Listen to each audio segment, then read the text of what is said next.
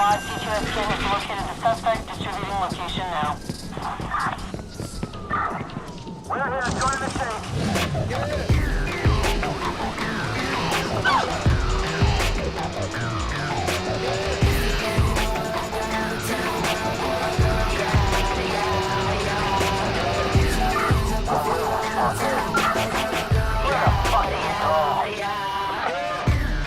Hey baby girl, I like your accent. I think I like you more because you